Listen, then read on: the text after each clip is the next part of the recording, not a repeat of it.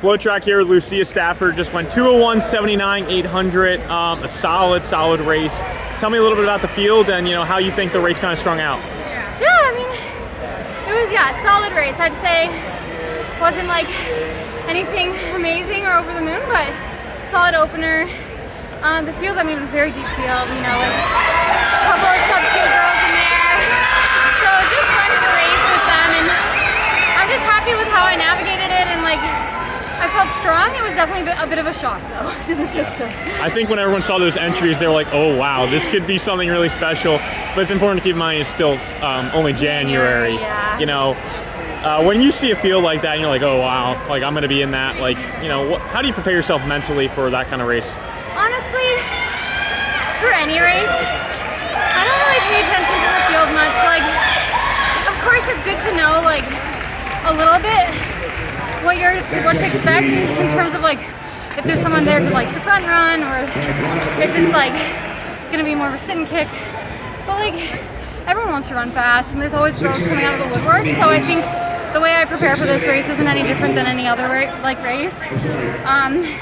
I think I'm a miler, so an 800 is definitely different. It's just a shock and then it's over. But yeah, I think it's fun. Yeah.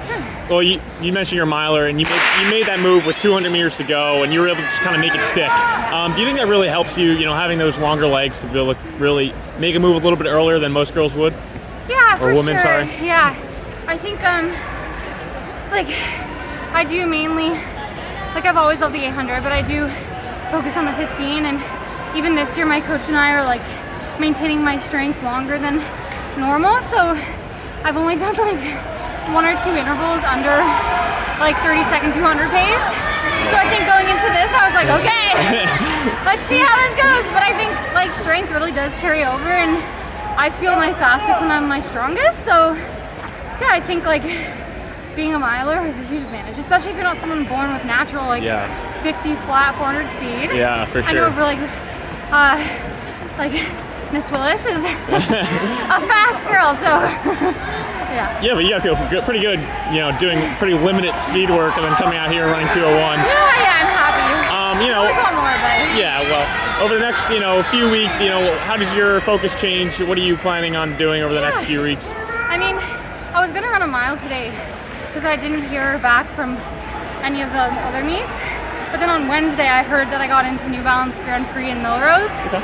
So I'm doing 2 miles, or I guess 1,500 next weekend, and a mile the weekend after. So last minute we switched to the 800 to 3 miles in a row is a lot. So, yeah. Yeah, and then so just gonna be in some fast races and try to get that world indoor standard. So time goal, just the world indoor standard. That's the time goal. Yeah, I think I've hit the standard many times.